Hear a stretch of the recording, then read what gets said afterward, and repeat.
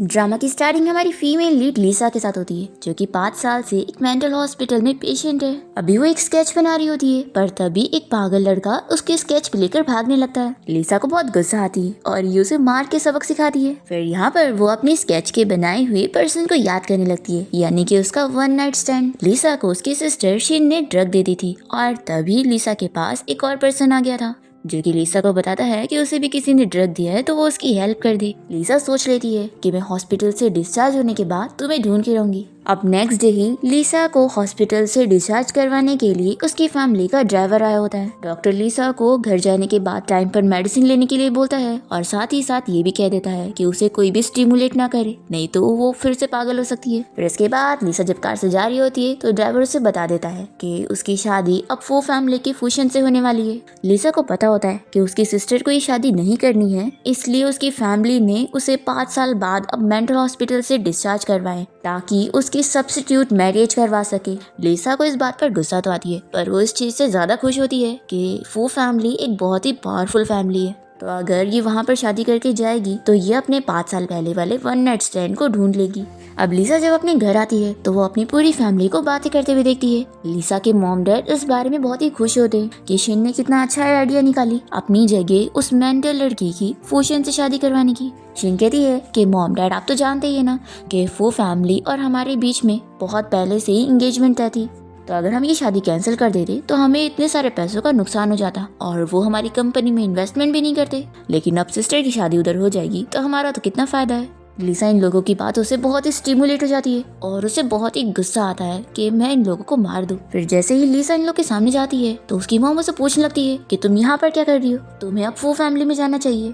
तो लिसा कहती है कि ग्रैंडपा ने मेरे नाम पर 10% के शेयर्स करके गए थे और शिन के भी, तो मैं यहाँ पर अपने हिस्से के शेयर्स वापस लेने आई हूँ। अगर तुम शादी के पहले प्रेग्नेंट होकर हमारी फैमिली का नाम खराब ना कर दी और तुम्हारी वजह से मेरी कंपनी के स्टॉक प्राइस ना गिरते तो मैं कभी तुम्हारे शेयर्स नहीं लेता। तो लिसा कहती है कि अगर आप मुझे शेयर्स नहीं देंगे तो मैं शादी भी नहीं करूंगी। फिर लिसा के डैड गुस्सा होकर उसे मारने के लिए हाथ उठाते हैं, पर तभी लिसा चाकू निकालती है और तीनों के तीनों डर जाते हैं। और फिर लिसा इन्हें डराती है कि मारो मुझे इधर, फिर मैं शादी भी नहीं करने वाली हूँ। फिर लिसा अपने चाकू से इन लोगों को इतना डरा देती है कि ये तीनों उसके शेयर्स उसे रिटर्न करने के लिए मान जाते हैं और इन लोगों को डरा कर लिसा बहुत ही खुशी यहाँ से चली जाती है। फिर हम एक ओल्ड ग्रैंडमा को देखते हैं जो कि बीच रास्ते में बीमार हो जाती है और अपनी मेडिसिन लेना चाह रही होती है और ये सारे लोग बस भीड़ जमा करके उन्हें देख रहे होते हैं कि ये ओल्ड लेडी को हो क्या रहा है। इतने में लिसा कार से जाते हुए इन ओल्ड लेडी को देख लेती है और जल्दी से उनकी मेडिसिन उनके मुंह में डालते हुए उनकी हेल्प करती है। फिर ग्रैंडमा जैसी ठीक होती है तो वो लिसा को थैंक्स करती है और लिसा तुरंत यहाँ से चली जाती है। फिर लिसा यहाँ फू फैमिली के विला के बाहर आ जाती है और बताती है कि मैं यहाँ शादी के लिए आई हूँ। तो इस फैमिली की जो अडॉप्टेड डॉटर शू होती है वो लिसा से कहती है कि तुम मेरी फैमिली में आना क्वालिफाइड करती हो कि नहीं, वो ये डॉग डिसाइड करेगा। और वो इस डॉग को लिसा के पास भेज देती है उसे काटने के लिए, पर हमारी लिसा तो बहुत ही इजीली इस डॉग को अपने कंट्रोल में ले लेती है। और तभी इतने में गार्ड्स यहाँ पर फूशन को लेकर आ जाते हैं, जो कि कोई और नहीं हमारे इस ड्रामे का मेल लीड है। फूशन लिसा को देखते ही उसे पूछ लेता है कि तुम तो शीन नहीं हो, तो वो बताती है कि मैं शीन की सिस्टर लिसा हूँ। ये सुनते के साथ ही फूशन यहाँ पर अपनी बंदूक लिसा की तरफ पॉइंट करने लगता है कि उसकी हिम्मत कैसी वैसा करने की, और लिसा भी अपने कपड़े में जो चाकू छुपा के रखती है वो निकालने लगती है उसे मारने के लिए। पर तभी इतने में फूशन तो अपने एक गार्ड को गोली मारता है और बताता है कि वो एक सीक्रेट जासूस है जो कि उनके घर में घुस आया, और फिर शैन ऑर्डर दे देता है कि इसे उठा के लेकर जाओ। और वो लिसा से कहता है कि तुम मेरे साथ चलो, और फिर वो यहाँ उसे अंदर लाने के बाद जल्दी से पकड़ लेता है, पर लिसा जल्दी से उसे दूर हो जाती है। तो फूशन कहता है कि अच्छा तुम भी बाकी लड़कियों की तरह ही हो जो कि मेरे डिसेबल होने पर मुझे डिसलाइक कर रही हो, और तुमने पैसों के लिए मुझसे शादी कर ली, लेकिन क्या तुम्हें डर नहीं है कि मैं मर जाऊंगा तो तुम विडो हो जाओगी। तो लिसा हंसते हुए से कहती है कि मिस्टर फूशन तुम अपने आप को कर्ज क्यों कर रहे हो, मैं जानती हूँ कि तुम डिसेबल नहीं हो। तो फूशन से कहता है कि तुम्हें कैसे पता लग गया। तो बताती है कि मैं 5 साल से मेंटल हॉस्पिटल में थी और इतने सालों में मैंने भी वहाँ के जीनियस डॉक्टर से कुछ स्किल सीख ली। ये सुनकर फूशन काफी इम्प्रेस होता है और वो अपनी व्हील चेयर से खड़ा होकर लिसा को बताने लगता है कि मैं अभी डिसेबल नहीं हूँ तो क्या हुआ, लेकिन आगे चलकर हो जाऊंगा। लिसा कहती है कि मैं जानती हूँ कि तुम्हारी बॉडी में जो ये टॉक्सिन है वो तुम्हारी मॉम से तुम्हें मिला है, और अगर अभी इसका ट्रीटमेंट नहीं किया तो तुम पैरालाइज्ड हो जाओगे, लेकिन कोई बात नहीं, मैं तुम्हारी हेल्प करूंगी। तो ये इसका गला दबाते हुए पूछता है कि इससे तुम्हें क्या मिलेगा। तो लिसा कहती है कि तुम जैसे रिच बंदे से शादी करके मुझे तो फायदा है ही है। फूशन कहता है कि फिर तो मैंने कितनी अच्छी वाइफ से शादी की हूँ, मैं बहुत ही लकी हूँ, तो अब मेरी वाइफ को अपनी वाइफ वाली ड्यूटी भी निभानी चाहिए। ऐसा बोलकर वो उसका शर्ट ओपन करने लगता है। तो वो कहती है कि मैं खुद कर लूंगी। फिर लिसा उसे बेड पर लेके जाती है और उसके क्लोज होने की एक्टिंग करती है और सोचती है कि क्या वो उसके सच में क्लोज होना चाहता है या वो भी बस उसे वॉर्न कर रहा है। पर वो तो रुक ही नहीं रहा होता है। तो लिसा यहाँ पर अपना चाकू निकालने लगती है, पर इतने में फूशन बीमार होने लग जाता है। तो लिसा समझ जाती है कि इसकी और मेरी बीमारी एक जैसी है। फूशन इसे बाहर जाने के लिए बोलता है, पर लिसा सोचती है कि ये मेरे अभी काम का है तो मैं इसे मरने नहीं दे सकती। फिर लिसा फूशन का पल्स चेक करने लगती है। अभी यहाँ पर शू आ जाती है और वो इसे चिल्लाती है कि फूशन को बिल्कुल पसंद नहीं है कि कोई भी लड़की उसे टच करे, और वो लिसा को यहाँ से बाहर जाने के लिए बोल रही होती है। पर इतने में फूशन जल्दी से लिसा का हाथ पकड़ लेता है और फिर लिसा यहाँ पर फूशन का ट्रीटमेंट करने के लिए अपनी नीडल उसे लगाने जा रही होती है। पर शू से रोककर कहती है कि अगर उसे कुछ हो गया तो तुम ये अफोर्ड नहीं कर पाओगी। तो लिसा कहती है कि मैं इसकी जिम्मेदारी ले लूंगी और वो फूशन को नीडल लगा देती है, जिसके बाद वो तुरंत ही ठीक हो जाता है। तो शू जल्दी से जाकर उसे पूछती है कि क्या तुम ठीक हो। तो वो कहता है कि यहाँ से बाहर जाओ, पर शू यहाँ से जाने के लिए मान नहीं रही होती है। तो ये इसे बंदूक से डराता है और वो तुरंत भाग जाती है। फिर यहाँ पर लिसा फूशन से पूछती है कि क्या तुम ठीक फील कर रहे हो। तो कहता है कि हाँ, अब मैं बेटर हूँ। और फिर वो अपने हाउसकीपर को लिसा के लिए एक रूम अरेंज करने के लिए बोल देता है। तभी हाउसकीपर उसे बताता है कि उसकी ग्रैंडमा बीमार हो गई थी और अभी हॉस्पिटल में है। तो फूशन कहता है कि अभी थोड़ी देर बाद वो उन्हें देखने जाएगा। फिर यहाँ पर हमें पता चलता है कि फूशन 5 साल पहले वाली लड़की को ढूंढ रहा है, यानी कोई और नहीं, लिसा को। पर इससे अभी तक उसके बारे में कोई भी न्यूज नहीं मिली है। फिर इसके बाद फूशन यहाँ पे अपनी ग्रैंडमा से मिलने के लिए हॉस्पिटल जाता है और उसकी ग्रैंडमा कहती है कि तुम बिल्कुल सही टाइम पर आए हो, मुझे तुमसे जरूरी बात करनी है। मैंने मास्टर से बोलकर इस बारे में पता लगवाई कि तुम्हारी शादी जो गो फैमिली की डॉटर शिन के साथ हुई है वो बिल्कुल भी सही लड़की नहीं है और तुम्हारा और उसका हॉरोस्कोप बिल्कुल मैच नहीं करता। इसलिए मैंने तुम्हारे लिए एक बहुत ही अच्छी लड़की ढूंढी हूँ। आज उस लड़की की वजह से ही तुम अपनी ग्रैंडमा को यहाँ पर देख पा रहे हो, नहीं तो मैं कब का इस दुनिया से जा चुकी होती। तो क्योंकि अब वो मेरी लाइफ सेवर है तो तुम मेरे ग्रैंडसन होने के नाते उसे रीपे करोगे, यानी कि अब तुम्हें उस लड़की से शादी करनी है। और तुम बहुत ही लकी हो, तुम्हें कितनी अच्छी लड़की मिल रही है। तो अब मैं तुम्हें 10 मिनट का टाइम दे रही हूँ, जल्दी से उस लड़की को ढूंढ कर घर लेकर आओ। तो फूशन कहता है कि ग्रैंडमा मैं इतनी जल्दी उसे कैसे ढूंढूंगा। तो ग्रैंडमा कह देती है कि हर बॉसी सीईओ तो इतनी जल्दी अपनी वाइफ को ढूंढ लेते हैं और तुम्हें 10 मिनट भी कम लग रहे हैं। तो फूशन कहता है कि ग्रैंडमा आपकी आंखें ऐसे ही खराब है तो आप इतना ज्यादा शॉर्ट ड्रामास मत देखा करो। तो ग्रैंडमा कह देती है कि मैं नहीं जानती हूँ, तुम्हें मेरी बात सुननी पड़ेगी। फिर इसके बाद जैसे ही ग्रैंडमा घर आती है तो हाउसकीपर उन्हें बता देता है कि फूशन की ब्राइड घर आ गई है। तो ग्रैंडमा कह देती है कि उस लड़की को मुझसे मिलने भेजो, मैं उससे बात करूंगी। फिर इसके बाद लिसा यहाँ पे ग्रैंडमा से मिलने आती है और जैसे ही ग्रैंडमा इसे दिखती है तो बहुत ही खुश हो जाती है और कहती है कि तुमने मेरी जान बचाई और तुम ही मेरी फूशन की वाइफ हो। अब तो मैं बहुत ज्यादा खुश हो गई हूँ कि फूशन तो कितना लकी है कि उसे तुम जैसी लड़की मिली है। फिर शू को तो बहुत ही गुस्सा आ रही होती है। यहाँ पे ग्रैंडमा लिसा से कह देती है कि अब से तुम इसे अपना ही घर समझो। फिर ग्रैंडमा यहाँ पर शू से कह देती है कि अब तुम्हें लिसा को मिस बोलने की जरूरत नहीं है, ये तुम्हारे भाई की वाइफ है, तो इसलिए अब लिसा को सिस्टर इन लॉ बोलो और लिसा की सारी चीजें तुम्हारे भाई के रूम में रखवा दो, क्योंकि हस्बैंड और वाइफ को एक ही रूम में रहना चाहिए। आखिर कौन कपल है जो सेपरेट रूम में रहते हैं। फिर लिसा को यहाँ पर ग्रैंडमा की बात पर हाँ बोलना पड़ता है और फिर हम देखते हैं कि लिसा किसी से कॉल पर बात कर रही होती है अपने उस 5 साल पहले वाले वन नाइट स्टैंड के बारे में पता लगाने के लिए। वो हमें बताती है कि जब वो छोटी थी तो उसके मॉम डैड ने उसे माउंटेन पर रहने के लिए भेज दिए थे और जब वो 18 इयर्स की हुई तो उसकी मॉम और सिस्टर ने उसे किडनैप करवा कर उसकी इनोसेंस खराब करने के लिए उसे ड्रग दे दिए थे और फिर उसके बाद लिसा की फैमिली ने उसे मेंटल हॉस्पिटल भेज दिए। फिर यहाँ पर हम देखते हैं कि फूशन की ग्रैंड माँ उसे लिसा के बारे में सब बता देती है कि आज उसी लड़की ने ही उनकी जान बचाई थी। इसलिए ग्रैंड माँ यहाँ पर फूशन से कह देती है कि अब वो तुम्हारी वाइफ है, उसका अच्छे से ख्याल रखो और अब से वो तुम्हारे साथ तुम्हारे बेडरूम में ही रहेगी। शैन इसके लिए मना करने लग जाता है तो उसकी ग्रैंड माँ तुरंत ही बीमारी की एक्टिंग करती है और कहती है कि जाओ अपने रूम में रेस्ट करो। पर अब यहाँ फूशन को तो ये सब जानने के बाद लिसा के ऊपर शक हो जाता है कि आखिर इतना बड़ा कोइंसिडेंट कैसे हो सकता है। वो सोचता है कि लड़की प्लानिंग के साथ मेरे घर पे आई है और ऐसी लड़की को मैं अपने घर पे नहीं रहने दे सकता हूँ। फिर नेक्स्ट मॉर्निंग लिसा अपने बेबी के बारे में सपना देखते हुए उठ जाती है और देखती है कि शैन उसे देख रहा है। तो वो जल्दी से उठकर उससे पूछती है कि क्या हुआ, मैं सोते हुए बहुत ही गुड लुकिंग लगती हूँ जो तुम मुझे देख रहे थे। फिर वो इसे बताती है कि आज मैं अपने घर जाने वाली हूँ। तो शैन कहता है कि मैं भी तुम्हारे साथ चलूंगा। तो लिसा सोचती है कि मैंने तो एक्सपेक्ट करी थी कि ये मुझे मना करेगा, क्योंकि आफ्टर ऑल मैं इसकी सब्स्टिट्यूट वाइफ हूँ और ये मुझसे खुश भी नहीं है, तो भी ये क्यों हाँ कह रहा है। वो कहती है कि तुम्हें जबरदस्ती चलने की जरूरत नहीं है, मैं अकेली चली जाऊंगी। तो ये बताता है कि मेरी ग्रैंड माँ ने मुझे ऑर्डर दिए। फिर इसके बाद फूशन और लिसा कार से जा रहे होते हैं। तभी लिसा इसके हाथ में रिंग देखकर सोचती है कि 5 साल पहले वाले मैन ने भी मुझे रिंग दिया था, बस अब मुझे अपनी फैमिली से वो रिंग लेनी है। फिर यहाँ पर हम देखते हैं कि लिसा के मॉम डैड और उसकी सिस्टर उसके बारे में बुराई ही कर रहे होते हैं कि इतने में यहाँ पर फूशन और लिसा पहुंच जाते हैं। और लिसा की मॉम यहाँ पर फूशन को देखकर लिसा को चिल्लाने लगती है कि तुमने किस वाइल्ड मैन को घर ले आई हो, अब भी तुम्हारी शादी हुई तो क्या तुम वो फैमिली से हमारा रिलेशन खराब करना चाहती हो। लिसा कहती है कि आप किसे वाइल्ड मैन कह रहे हैं, ये वो हस्बैंड है जो आप लोगों ने मेरे लिए ढूंढ के दिए। तो यहाँ पर लिसा के मॉम डैड तो शॉक हो जाते हैं कि यही वो फूशन है जिसके बारे में उन्होंने सुने थे कि ये डिसेबल होगा। अब ये लोग तुरंत ही उसे माफी मांगते हुए अच्छे से बातें करते हैं और फिर शेन से कहने लगती है कि ब्रदर इन लॉ अब गुस्सा मत हो। और फिर ये फूशन के सामने लिसा की बुराई कर देती है तो फूशन इसे तुरंत ही थप्पड़ लगाता है और कहता है कि तुम होती कौन हो मेरी वाइफ के बारे में ये सब बोलने वाली। लिसा ये सब देखकर सोची होती है कि शिन तो ऐसे बिचारी वाला मुंह बना रही है जिससे कोई भी मैन का दिल पिघल जाए, लेकिन फूशन तो एक साइको है, ये थोड़ी ना इसकी बातों में आने वाला है। फूशन इसे कहता है कि अब तुम उठोगी या तुम्हें और थप्पड़ चाहिए। फिर यहाँ पर लिसा के डैड फूशन से कहते हैं कि तुम लंच करके जाना, तो कहता है कि खाने की जरूरत नहीं है। आप मुझे ये बताओ कि 5 साल पहले क्या मेरी वाइफ की लाइफ बहुत ही क्योटिक थी जो आपने उसे मेंटल हॉस्पिटल भेजा।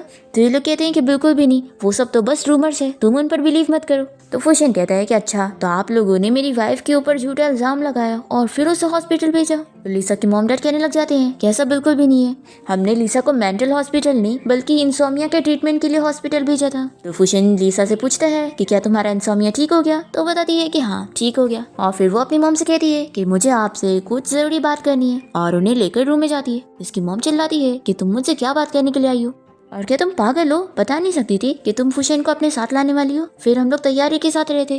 तो लिसा कहती है कि अगर आप नहीं चाहती है कि मैं कोई प्रॉब्लम क्रिएट करूं तो मुझे मेरी रिंग वापस कर दो। तो उसकी मॉम बता देती है कि वो रिंग मेरे पास नहीं है, तुम्हारी सिस्टर के पास है। फिर लिसा शिन से रिंग लेने के लिए जा रही होती है, तभी हम देखते हैं शिन जब फूशन को टी सर्व कर रही होती है तो वो उसके गले में रिंग देखकर जल्दी से ले लेता है और उसे पूछता है कि तुम्हें ये रिंग किसने दिया।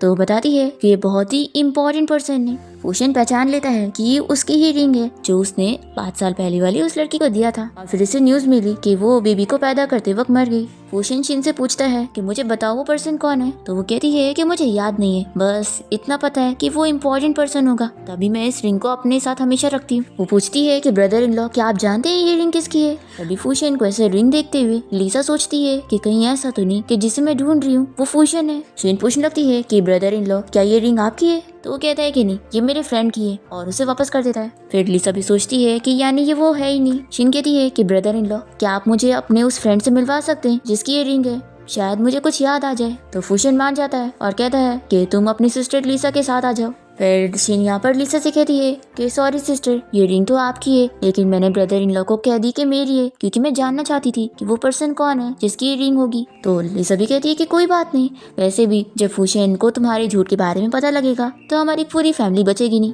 लेकिन मैं हूँ ना, मैं सब संभाल लूंगी और हम दोनों सिस्टर कितने टाइम से मिले भी नहीं, तो चलो साथ चलते। फिर यहाँ पर शिन लिसा के साथ फूशन के घर पर आ जाती है और फूशन से पूछती है कि मैं आपके फ्रेंड से कब मिल सकती हूँ। तो ये बताता है कि मेरा फ्रेंड अभी अब्रॉड गया हुआ है और मैंने उसे बोल दिया कि वो जल्द से जल्द वापस आए। अब तभी इतने में जैसे फूशन का डॉग यहाँ पर आता है तो वो शिन के ऊपर भौंकने लगता है तो वो डर जाती है। फिर इसके बाद फूशन का स्टूडेंट कह रहा होता है कि बॉस फाइनली वो लड़की आपको मिल गई जिसे आप ढूंढ रहे थे। तो फूशन कह देता है कि नहीं, शिन वो लड़की है ही नहीं और अब मुझे पता लगाना होगा कि आखिर उसके पास वो रिंग कैसे आई। फिर यहाँ पर हम देखते हैं कि शिन लिसा के साथ उसके रूम देखकर बड़ा खुश हो रही होती है और कहती है कि मैंने अपने आप को बचाने के चक्कर में सिस्टर तुम्हारा कितना फायदा कर दी ना।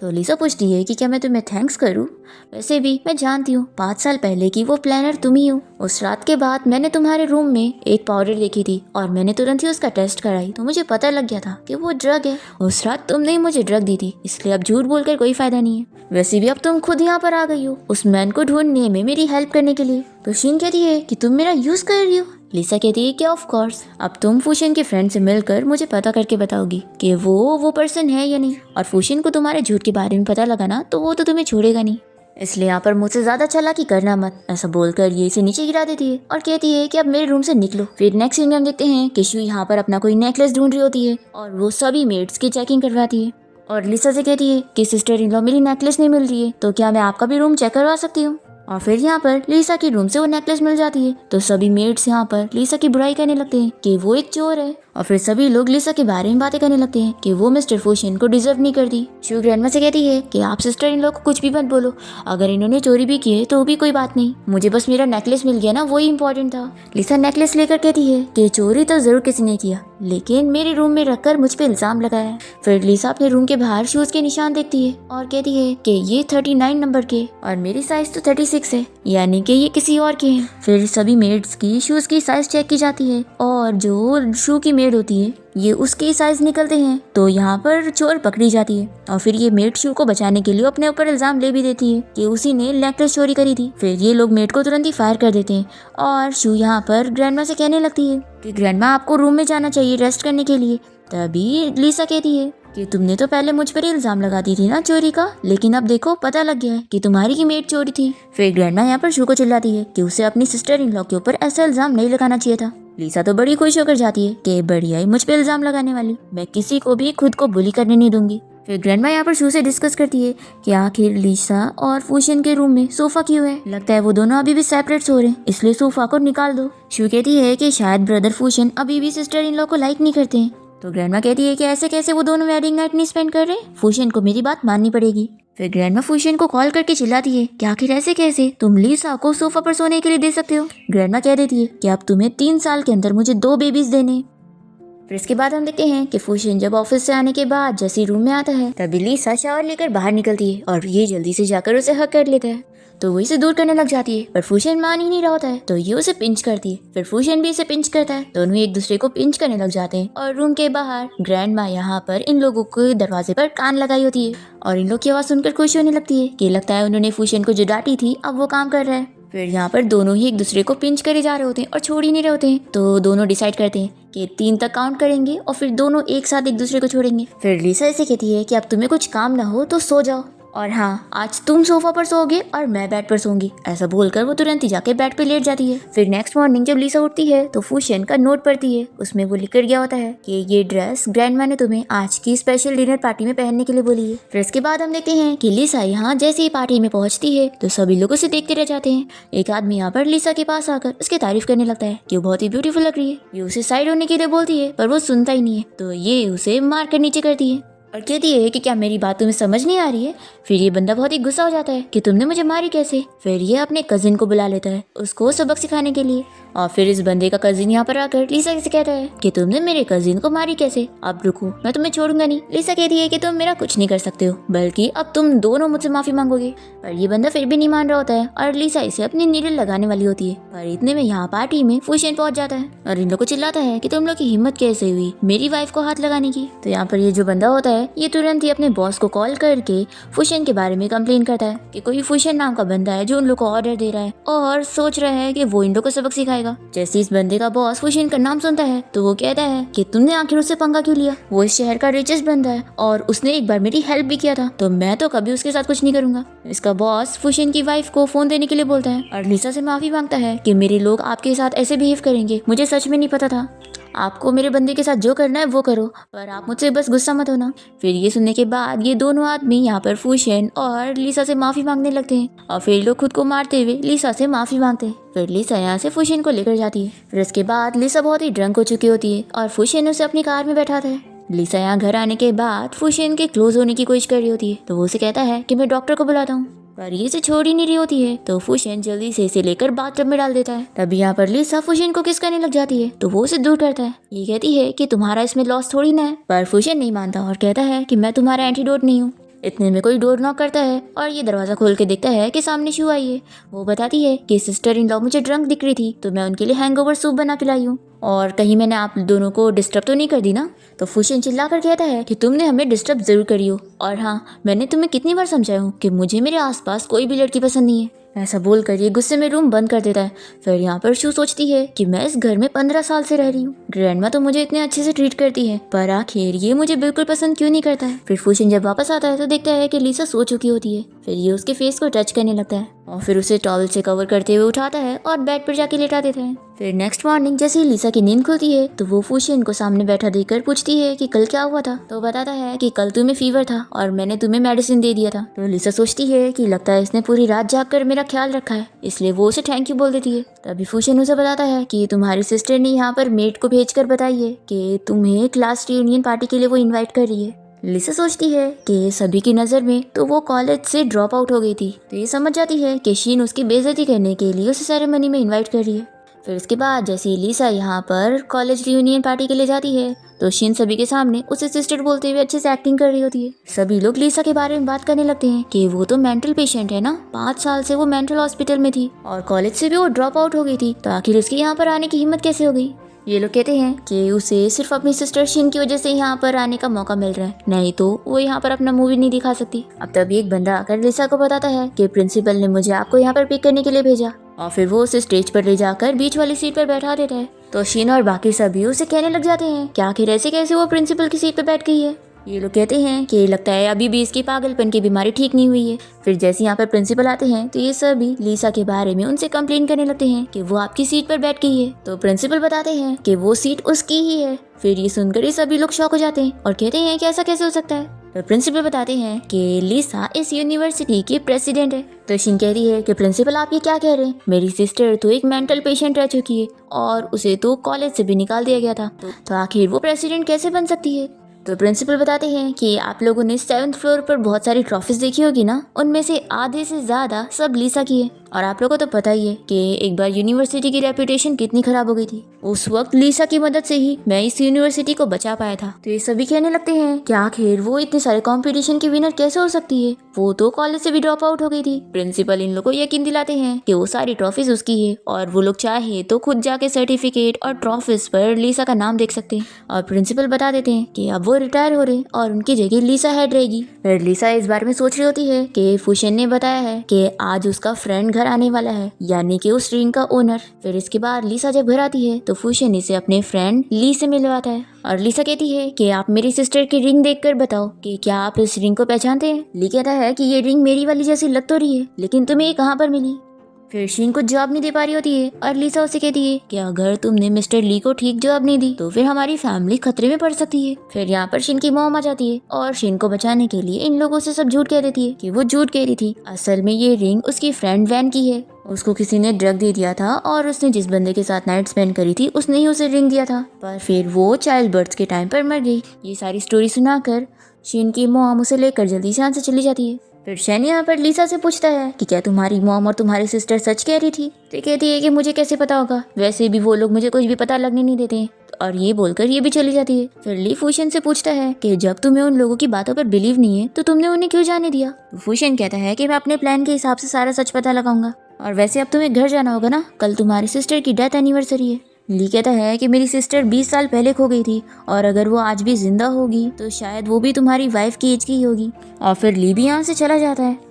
फिर फूशियन यहाँ पर बहुत सारी चीज़ें सोच रहा होता है, इसलिए वो वापस से बीमार होने लगता है। तभी जल्दी से यहाँ पर लिसा आ जाती है तो वो इसे चिल्लाता है कि तुम मुझसे दूर रहो। तो वो कहती है कि जब तक मैं तुम्हारी नॉमिनल वाइफ हूँ मैं तुमसे दूर नहीं जाऊंगी।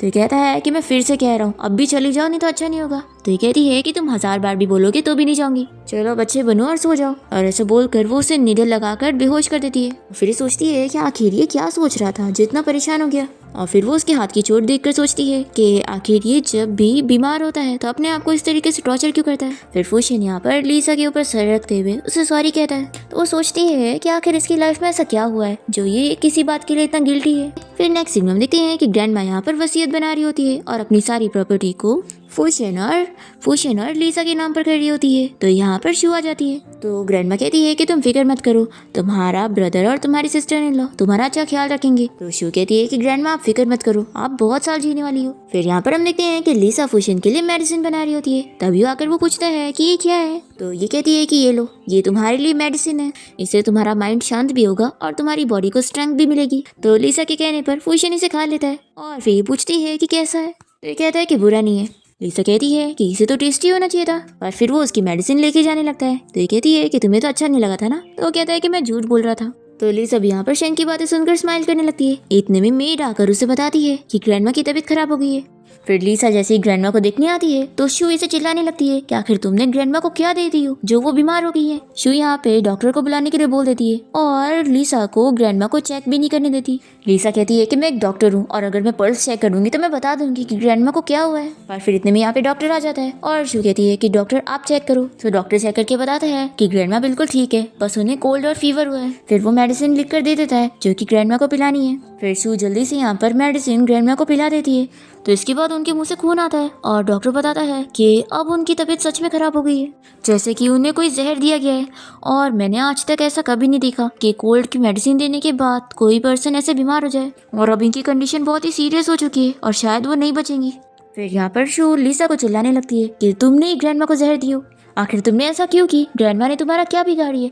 लीसा कहती है कि मैं उनका पल्स चेक करूंगी तो मैं बता दूंगी कि आखिर उन्हें क्या हुआ है। तो डॉक्टर इसे चिल्लाने लगता है कि तुम मुझे क्या समझ रही हो कि मुझे कुछ नहीं आता है। लीसा फुशन से कहती है कि मुझे ग्रैंडमा का ट्रीटमेंट करने दो और इन आउटसाइडर को यहाँ से बाहर निकालो। पर शू यहाँ पर लीसा को चिल्लाई जा रही होती है कि वो ग्रैंडमा का ट्रीटमेंट उसे नहीं करने देगी। फिर फुशन इसे चिल्लाता है और लीसा को ग्रैंडमा को चेक करने के लिए अलाउ करता है। फिर ये ग्रैंडमा को चेक करती है और समझ जाती है कि डॉक्टर तो उसका ट्रीटमेंट अच्छे से कर रहा है, तो यानी डॉक्टर ने कुछ गलत नहीं किया। फिर ये हाउसकीपर को भेजती है सारी मेडिसिन को चेक करने के लिए। फिर लीसा अपनी नीडल से ग्रैंडमा का ट्रीटमेंट करने जा रही होती है तो शू इसे करने नहीं देती और उस पर इल्जाम लगाती है कि वो ग्रैंडमा को मार देगी। लीसा कहती है कि तुमने और देर लगवाई ना तो ग्रैंडमा को कुछ हो जाएगा। फिर फुशन हाउसकीपर को बोलकर शू को यहाँ से बाहर करवाता है और फिर लीसा यहाँ पर अपने नीडल ट्रीटमेंट से ग्रैंडमा को ठीक कर देती है और कहती है कि अब बस उन्हें टाइम पर मेडिसिन दी जाएगी तो वो ठीक हो जाएंगी।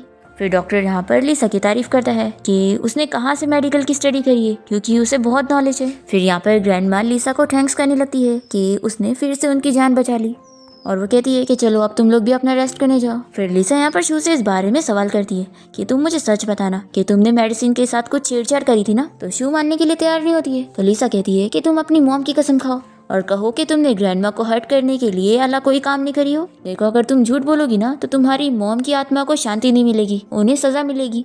तो शू यहाँ पर कसम खा लेती है कि मैंने कुछ भी नहीं मिलाई हूँ। लीसा कहती है कि ठीक है फिर अब मैं तुम पर बिलीव कर लेती हूँ, वैसे भी अगर तुमने झूठ बोली होंगी तो तुम्हारी मॉम की आत्मा को सजा मिलने वाली है। ऐसा बोलकर ये चली जाती है और फिर फुशन भी यहाँ से चला जाता है और शू को बहुत गुस्सा आती है। फिर हम देखते हैं कि लीसा यहाँ पर मेडिसिन का प्रिस्क्रिप्शन लिख रही होती है, तभी अचानक से वो यहाँ पर फुशन से टकरा जाती है और दोनों यहाँ पर एक दूसरे को देखने लग जाते हैं। फुशन इससे कहता है कि मैं तुम्हें ग्रैंडमा के लिए थैंक्स बोलने आया था। ये कहती है कि थैंक्स की जरूरत नहीं है, किसी की जान बचाना मेरी ड्यूटी है। तो ठीक है अब मैं जा रही हूँ ग्रैंडमा के लिए सूप बनाने। ऐसा बोलकर वो चली जाती है और फिर फुशन भी सोच रहा होता है कि ये मुझे जानी पहचानी क्यों लगती है। फिर इसके बाद हम देखते हैं कि लीसा को यहाँ पर उसकी मॉम की कॉल आती है और वो उसे चिल्ला कर घर आने के लिए बोल रही होती है। तो लीसा कहती है कि आप सच में मेरी मॉम हो भी या नहीं, मुझे तो आप पे शक हो रहा है, नहीं तो आखिर आप मेरे साथ इतनी अनफेयर क्यों हो और आप सिर्फ शेन की साइड लेती है। तो इस पर उसकी मॉम चिल्ला कर कहती है कि तुम बकवास बंद करो और चुपचाप घर आओ। फिर लीसा सोचती है कि अब तो मेरा शक बढ़ गया है कि शायद ये मेरे सगे पेरेंट्स है ही नहीं। वो सोच लेती है कि अब वो इस बारे में पता लगाएगी। फिर लीसा अपनी मॉम के बारे में पता करके उनसे मिलने के लिए एक होटल जाती है और जहाँ पर वो होटल के रूम के बाहर अपनी मॉम की बातें सुनती है जो कि यहाँ पर किसी और मैन के साथ होती है। और यहाँ पर लीसा को अपनी मॉम की बातें सुनकर पता लग जाता है कि वो असल में उनकी बेटी है ही नहीं। फिर ये बहुत गुस्सा हो जाती है और जैसे यहाँ से जाने लगती है तो उससे कुछ आवाज हो जाती है और उसकी मॉम जल्दी से रूम से बाहर निकल कर देखती है कि पता नहीं यहाँ पर कौन था। फिर लीसा यहाँ पर शेन के मॉम डैड के घर पहुँचती है और यहाँ पर जल्दी से उसकी मॉम भी पहुँच जाती है और वो यहाँ पर लीसा को पुरानी चीजों के लिए उसे मारने की कोशिश करती है। तो लीसा इन सभी को डराती है कि वो इन लोगों को छोड़ेगी नहीं अगर वो लोग इसके साथ कुछ करने की कोशिश करेंगे तो। तभी यहाँ पर फुशन आ जाता है लीसा की साइड लेने के लिए और वो इन लोगों को चिल्लाता है कि आखिर आप लोग मेरे ना रहने पर मेरी वाइफ को ऐसे बुली कैसे कर सकते हैं। तो यहाँ पर ये लोग मानने के लिए तैयार नहीं होते कि ये लोग ने लीसा के साथ कुछ नहीं करे। तो असिस्टेंट सब बताने लगता है कि कैसे तीनों जन मिलकर यहाँ पर लीसा को बातें सुना रहे थे। तो फुशन कहता है कि अच्छा तो आपने मेरी वाइफ को ये सब कहा है तो फिर ठीक है, आप लोग नील डाउन होकर मेरी वाइफ से माफी मांगो। तो यहाँ पर शेन के मॉम डैड कहने लगते हैं कि क्या तुम पागल हो गए हो जो हम अपनी बेटी के सामने माफी मांगेंगे। तो फुशन कहता है कि वो तो आप लोग को मांगनी पड़ेगी क्योंकि ये मेरी लीगल वाइफ है। लीसा इसकी बात सुनकर सोचती है कि ये मुझे प्रोटेक्ट करने के लिए सब कर रहा है या फिर अपनी फैमिली की रेपुटेशन के लिए। फुशन यहाँ पर कहता है कि मेरी वाइफ अपनी मर्जी से कुछ भी कर सकती है, वो आप लोगों को कर्ज भी कर सकती है और आप लोग को मार भी सकती है, लेकिन आप लोग मेरी वाइफ के साथ कुछ नहीं कर सकते। और फिर ऐसा बोलकर फुशन यहाँ से लीसा का हाथ पकड़ के उसे लेकर चला जाता है। फिर लीसा बहुत ही खुश होती है और फुशन को देखी जा रही होती है। तभी वो कहता है तो ये पूछता है कि क्या मेरे फेस पर कुछ लगा हुआ है जो मुझे देखी जा रही हो। लिसा सोचती है कि इसकी आंखें बंद थी, फिर भी इसे पता लग गया कि मैं इसे देख रही थी। फुशिन कहता है कि तुम तो मेरी लीगल वाइफ हो, तो तुम मुझे ओपनली देख सकती हो, तुम्हें ऐसे शर्माने की जरूरत नहीं है। फिर लिसा इसे कहती है कि लगता है तुम्हारा मूड बहुत ही अच्छा है, तुम मुझे सब बता रहे हो, वैसे आज की हेल्प के लिए तुम्हारा बहुत थैंक यू। तो वो कहता है कि तुम मेरी वाइफ हो, तुम्हें थैंक यू बोलने की भी जरूरत नहीं। फिर लिसा को एक कॉल आती है और उसे डीएनए टेस्ट के रिजल्ट पता लग जाते हैं कि वो असल में उसके असली मॉम डैड है ही नहीं। अब तभी इतने में लिसा के पास एक छोटा सा बच्चा आता है और उसे कहता है कि आंटी क्या आप मुझे $5 उधार दे सकती हो। तो ये पूछती है कि बच्चे क्या तुम खो गए हो, मुझे बताओ, मैं तुम्हारे पेरेंट्स को ढूंढने में हेल्प करती हूँ। लिसा सोचती है कि अगर उसका बेटा अभी जिंदा होता तो वो भी शायद इतना ही बड़ा होता। तभी वो कहता है कि मुझे बस $5 उधार चाहिए, मुझे भूख लगी है। फिर लिसा तुरंत ही इसे एक रेस्टोरेंट ले आती है और इसे बंस खिलाती है। फिर ये बच्चा पेट भर के खाने के बाद एक पेपर पर लिख देता है कि जितने का भी बिल बना है वो सारे पैसे वो उसे वापस कर देगा, और वो कहता है कि उल्टा आप मेरी तरफ से ट्रीट समझना। लिसा सोचती है कि अगर वो इसे पैसे लेने से मना करेगी तो शायद ये अपसेट हो जाएगा, तो इसलिए वो उसे हाँ बोल देती है और कहती है कि अच्छा चलो मुझे अपने घर का पता तो बता दो ताकि मैं तुमसे पैसे ले सकूं, कभी तुमने मुझे पैसे नहीं दिए तो। ये कहता है कि आप मुझे वीचैट पे ऐड कर लो, मैं आपको मैसेज करके अपने घर का एड्रेस दे दूंगा और फिक्र मत करो, मैं आपका उधार लिया हुआ पैसा आपको जरूर वापस करूंगा। फिर लिसा बहुत ज़्यादा खुश होती है। इसके बाद जब वो घर आती है तो यहाँ पर ग्रैंड माँ फुशिन को डांट रही होती है और कहती है कि तुम दोनों की शादी को इतना टाइम हो गया है तो भी आखिर तुम दोनों का कोई बेबी क्यों नहीं आ रहा है। वो फुशिन से कहती है कि कहीं तुम्हारे में कोई कमी तो नहीं है, जाओ हॉस्पिटल में जाकर चेकअप करवा लो। तो फुशिन कहता है कि ग्रैंड माँ आप कैसी बात कर रही है, सब कुछ ठीक है, और फिर वो गुस्सा होकर चला जाता है। ग्रैंड माँ लिसा से कहती है कि अगर उसने तुम्हें कभी बुली किया ना मुझे बताना, मैं उसे सबक सिखाऊंगी। तो लिसा कहती है कि ठीक है ग्रैंड माँ, मैं आपको ज़रूर बताऊंगी। फिर यहाँ पे ग्रैंड माँ लिसा से पूछने लगती है कि क्या तुम्हें स्पेशल लकी बैग बनाने आता है, मुझे उसे फुशिन के फ्रेंड ली के घर भिजवाना है। उन लोग की फैमिली और हमारी फैमिली के बीच में काफ़ी अच्छे कनेक्शन है, और ली फैमिली की जो छोटी डॉटर है वो बचपन में ही गुम हो गई थी जब वो 2 साल की थी, तो और अब उसका बर्थडे आने वाला है, तो हर साल मैं उन लोगों की फैमिली को उसके लिए लकी बैग्स देती हूँ, और इस बार मेरी तबीयत काफ़ी ख़राब है तो मैं चाहती हूँ कि तुम मेरे लिए वो बनाकर ली फैमिली के लिए भेज दो। तो लिसा पूछती है कि वो बर्थडे कब है, तो जैसी ग्रैंडमा डेट बताती है तो लिसा सोचती है कि यही डेट को तो मेरा भी बर्थडे है। लिसा को शक हो जाता है कि कहीं ऐसा तो नहीं कि मेरा ली फैमिली के साथ कनेक्शन हो। लिसा सोचती है कि मुझे सबसे पहले कुछ चीज़ें क्लैरिफाई करवा लेना चाहिए। फिर ये शिन की मॉम के बॉयफ्रेंड को कॉल करती है और अपनी नकली आवाज़ में उससे बात करती है और कहीं बाहर दूसरे होटल में मिलने के लिए बुलाती है। तो उस बंदे को शक भी नहीं होता और वो इस पर यकीन करके उसे हाँ बोल देता है। अभी इतने में यहाँ पर फुशिन आ जाता है और वो लिसा की कॉल पर वाली सारी बातें सुनने लगता है। लिसा तो उस बंदे को यकीन दिलाने के लिए बेबी और ये सब बोलकर क्यूट बातें कर रही होती है, और फिर जैसे ही लिसा इसे देखती है तो डर जाती है और फुशिन इसके क्लोज जाकर उसे पूछता है कि तुम किससे बात कर रही थी और किससे मिलने जाने वाली हो। तो कहती है कि तुम कुछ भी गलत मत समझना, जैसा तुम सोच रहे हो वैसा कुछ भी नहीं है। ये पूछता है कि तुम कहाँ पर जाने वाली हो ये बताओ। तो कहती है कि मैं होटल जा रही हूँ और तुम भी मेरे साथ चलो, मैं तुम्हें अच्छा ड्रामा दिखाऊंगी। फिर फुशिन लिसा से कहता है कि वैसे मुझे तुम्हारी क्यूट वाली वॉइस बहुत ही पसंद आई और मुझे तो पता ही नहीं था कि तुम ऐसे भी बात कर लेती हो। लिसा शिन की मॉम की बॉयफ्रेंड बनकर उसे मैसेज कर देती है कि वो बाहर होटल में उसे मिलने आए, और फिर इसके बाद लिसा यहाँ पर शिन के डैड को कॉल करती है और कहती है कि डैड मैं आपको पुरानी चीज़ों के लिए माफ़ी मांगना चाहती हूँ। तो मैंने सोचा है कि आज हम पूरी फैमिली बाहर डिनर करें, तो मैंने मॉम को तो मैसेज करके बता दी हूँ, तो आप और शिन भी टाइम पर होटल में पहुँच जाओ, मैं आप लोग का वेट करूँगी। फिर शीन और उसके डैड शीन की मॉम को यहाँ होटल में उसके बॉयफ्रेंड के साथ रंगे हाथ पकड़ लेते हैं, और फिर ये यहाँ पर लिसा को चिल्लाने लगती है कि आखिर तुम्हारी हिम्मत कैसी हुई ये सब करने की। लिसा यहाँ पर कहती है कि अब आपके पास कोई हक नहीं है मुझे ये सब डांटने का, और वो इन्हें डीएनए टेस्ट रिपोर्ट दिखा देती है और पूछती है कि अब आप लोग मुझे सच बताओ कि मेरे रियल पेरेंट्स कौन है। तो डैड कहते हैं कि आखिर तुम्हें हम पर शक कब हुआ। तो ये कहती है कि मुझे तो हमेशा से आप लोग पर शक था। फिर शीनी से सिस्टर कहने लग जाती है, तो लिसा कहती है कि मैं तुम्हारी सिस्टर नहीं हूँ और मेरा तुम्हारी फैमिली के साथ कोई रिलेशन नहीं है, और ना ही मेरी कोई ऐसी डिस्गस्टिंग मॉम है, ये तो सिर्फ तुम्हारी मॉम है। फिर शीन की मॉम हंसते हुए कहने लगती है कि अब तुम्हें सब पता लग ही गया है तो चलो मैं तुम्हें सच बता ही देती हूँ। तुम्हें पता है मैं तुम्हें हॉस्पिटल से उठा कर लाई थी, और तुम क्या सोच रही हो कि तुम कोई रिच फैमिली की खोई हुई डॉटर हो। वैसे सच बताओ तो हो तुम रिच फैमिली से ही हो, लेकिन ना उन लोगों ने तुम्हें लड़की समझकर छोड़कर चले गए क्योंकि उस फैमिली को भी तुम नहीं चाहिए होंगी, जरूर तुम किसी की नाजायज बेटी होंगी, और वो तो मैं इतनी अच्छी हूँ कि मैंने तुम पर तरस खाई और तुम्हें पाली, और सोचो तुम तो पैदा ही हुई हो छोड़े जाने के लिए, तुम्हें कोई भी नहीं चाहता। लिसा सुनने के बाद हंसने लग जाती है, तो ये लोग शॉक होते हैं कि आखिर इसे क्या हो गया। शीन कहती है कि सिस्टर तुम्हारी मॉम तुम्हें छोड़कर चली गई इसलिए तुम अपसेट मत हो, देखो हम लोग है ना, हम लोग तुम्हारे रियल पेरेंट्स को ढूंढने में तुम्हारी हेल्प कर देंगे। लिसा इसका गला दबाते हुए चिल्लाती है कि अब तुम चुप होगी। अब तभी यहाँ पर फूशन आया होता है और जैसे ही उसे ये सब पता लगता है तो वो इन लोगों से कह देता है कि इन लोगों ने जो लिसा के साथ किए हैं इसके लिए वो इन पूरी फैमिली को बैन कर रहा है और अब इनके साथ कोई काम भी नहीं करेगा, ये लोग पूरे बैंकक्रप्ट हो जाएंगे। और फिर फूशन यहाँ से लिसा को लेकर चला जाता है। नेक्स्ट मॉर्निंग हम देखते हैं कि लिसा यहाँ पर वो लकी बैग बनाकर ग्रैंडमा को दे देती है और फिर ग्रैंडमा इसे लेकर ली फैमिली के घर जाती है देने के लिए। फिर इसके बाद जब ग्रैंडमा और लिसा यहाँ से जाने लगते हैं तो ये पूरी फैमिली लिसा को ही देख रहे होते हैं। उन्हें भी फील हो रहा होता है कि जैसे वही उनकी खोई हुई बेटी है। फिर इसके बाद ग्रैंडमा और लिसा जब कार से जा रहे होते हैं तभी लिसा को असिस्टेंट की कॉल आती है और वो बताता है कि फूशन की अचानक से फिर से तबीयत खराब हो गई है। लिसा जल्दी से यहाँ पर पहुंचती है और असिस्टेंट से पूछती है कि इसे क्या हुआ है, तो वो सब बताने लगता है। फिर ये जल्दी से फूशन को उठाने में हेल्प करवाती है और जैसे ही फूशन को होश आता है तो वो इन दोनों को दूर करने लगता है। तो लिसा कहती है कि तुम डरो मत, ये मैं हूँ, तुम ठीक से सांस लो। फिर यहाँ पर फूशन को ठीक फील होता है और वो इसे कहता है कि मैं तुम्हें बर्थडे सरप्राइज देना चाहता था पर मैंने जो भी तुम्हारे लिए बनाया वो सब नीचे गिर के खराब हो गया। तो लिसा तो ये जानकर बहुत ज्यादा खुश हो जाती है कि वो उसे बर्थडे सरप्राइज देने के लिए सब कर रहा था। फिर ये कहती है कि चलो आज मैं तुम्हें एक स्पेशल रेस्टोरेंट का स्पेशल खाना खिलाती हूँ जो कि तुम्हें पसंद आएगा। फिर इसके बाद लिसा यहाँ पर कोई स्ट्रीट फूड खरीद रही होती है और तभी फूशन उनके बेबी को देख रहा होता है। तो लिसा सोचती है कि ये इस बच्चे को इतना देख रहा है, क्या इसे बच्चे पसंद है। फिर ये दोनों घर आ जाते हैं और लिसा को स्नैक बहुत ही तीखा लग रहा होता है तो वो कहता है कि फिर भी तुम क्यों खा रही हो। तो लिसा कहती है कि ऐसे ही तो ज्यादा मजा आता है, ये लो तुम भी टेस्ट करो।